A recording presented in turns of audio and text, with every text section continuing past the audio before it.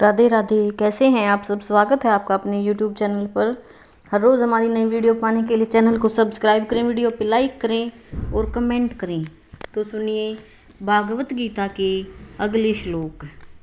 इंद्रियाणि प्राण्या हुरीनिन्द्रे येभ्यः परम मनः मनसस्तु पुरा बुद्धियो बुद्धेः प्रस्तस्तु सह। अर्थात कर्मेंद्रियां जड़ पदार्थ की अपेक्षा श्रेष्ठ हैं। मन इंद्रियों से बढ़कर है, बुद्धि मन से भी उच्च है और वह बुद्धि से भी बढ़कर है। इंद्रियां काम के कार्यकलापों के विभिन्न द्वार हैं। काम का निवास शरीर में है, किंतु इसे इंद्रिय रूपी झरोखे प्राप्त हैं। अतः कुल मिलाकर इंद्रियां शरीर से श्रेष्ठ हैं।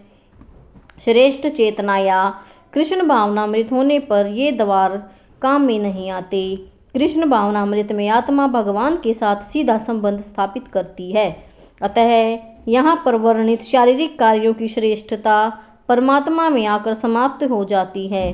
शारीरिक कर्म का अर्थ है इंद्रियों के कार्य और इंद्रियों के अवरोध का अर्थ है सारे शारीरिक कर्मों का अवरोध।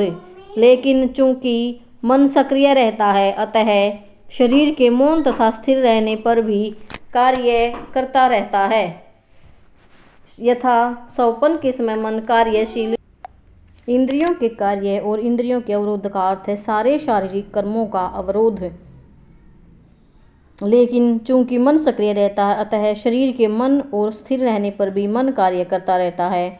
यथा सौपन के समय मन कार्यशील रहता है, किंतु मन के ऊपर भी बुद्धि की संकल्प शक्ति होती है और बुद्धि के भी ऊपर स्वयं आत्मा है। अतः यदि आत्मा प्रत्यक्ष रूप में परमात्मा में रत रहे तो अन्य सारे अधीनस्थ यथा बुद्धि मन और इंद्रिया स्वतः रत हो जाएंगे। कठोपनिषद में एक ऐसा ही अंश है जिसमें कहा गया है कि इंद्रिय विषय इंद्रियों से श्रेष्ठ हैं और मन इंद्रिय विषयों से श्रेष्ठ है। अतः यदि मन भगवान की सेवा में निरंतर लगा रहता है तो इन इंद्रियों के अत्यंत रत होने की संभावना नहीं रह जाती। इस मनोवृत्ति की विवेचना की जा चुकी है। परम दृष्टा निर्वर्तते। यदि मन भगवान की दिव्य सेवा में लगा रहे तो तुच्छ विषयों में उसके लग पाने की संभावना नहीं रह जाती। कठोपनिषद में आत्मा को महान कहा गया है। अतः आत्मा इंद्रिय विषयों, इंद्रियों, मन और बुद्धि इन सब के ऊपर है। अतः सारी समस्या का हल यह है कि आत्मा के स्वरूप को प्रत्यक्ष समझा जाए। मनुष्य को चाहिए कि बुद्धि के द्वारा आत्मा की स्वाभाविक स्थिति को ढूंढे और फिर मन को निरंतर कृष्ण भावनामृत में लगाए रखे। इससे सारी समस्या हल हो जाती है। सामान्यतः नव दीक्षित अध्यात्मवादी को इंद्रिय विवादों से दूर रहने को सलाह दी जाती है, किंतु इसके साथ साथ मनुष्य को अपनी बुद्धि का उपयोग करके मन को सशक्त बनाना होता है।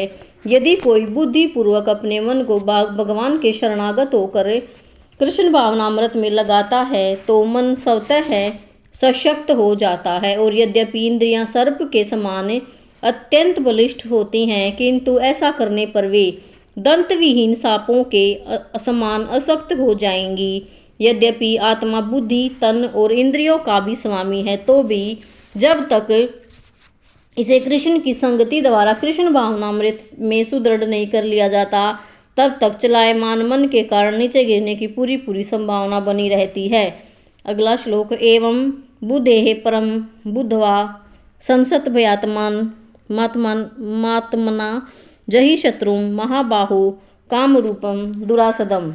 अर्थात इस प्रकार हे महाबाहु अर्जुन, अपने आप को भौतिक इंद्रियों, मन तथा बुद्धि से परे जानकर और मन को सावधान आध्यात्मिक बुद्धि में स्थिर रख करके आध्यात्मिक शक्ति द्वारा इस काम रूपी दुर्जय को जीतो। भागवत गीता का यह तृतीय अध्याय निष्कर्षतः मनुष्य को निर्देश देता है कि वह निर्विशेष शून्यवाद को चरम लक्ष्य न मानकर अपने आप को भगवान का शाश्वत सेवक समझते हुए कृष्ण भावनामृत में प्रवृत्त हो। भौतिक जीवन में मनुष्य काम तथा प्रकृति पर प्रभुत्व पाने की इच्छा से प्रभावित होता है। प्रभुत्व और इंद्रिय तृप्ति की इच्छाएं बुद्ध जीव की परम शत्रु हैं, किंतु कृष्ण भावनामृत की शक्ति से मनुष्य इंद्रियों, मन और बुद्धि पर नियंत्रण रख सकता है। इसके लिए मनुष्य को सहसा अपने नियत कर्मों को बंद करने की आवश्यकता नहीं है, अपितु धीरे धीरे कृष्ण भावनामृत विकसित करके भौतिक इंद्रियों तथा मन से प्रभावित हुए बिना अपने शुद्ध स्वरूप के प्रति लक्षित स्थिर रूप से बुद्धि से दिव्य स्थिति को प्राप्त हुआ जा सकता है। यही इस अध्याय का सारांश है। सांसारिक जीवन की अपरिपक्व अवस्था में दार्शनिक चिंतन और योगिन आसनों के अभ्यास से इंद्रियों को वश में करने के कृत्रिम प्रयासों से आध्यात्मिक जीवन प्राप्त करने में सहायता नहीं मिलती। उसे श्रेष्ठ बुद्धि द्वारा कृष्ण भावनामृत में प्रशिक्षित होना चाहिए। इस प्रकार श्रीमद् भगवत गीता के 3 अध्याय कर्मयोग का भक्ति वेदांत तात्पर्य पूर्ण हुआ। राधे राधे। तो सुनिए, भागवत गीता का 3 अध्याय समाप्त हो गया है। कल हम पढ़ेंगे अध्याय 4।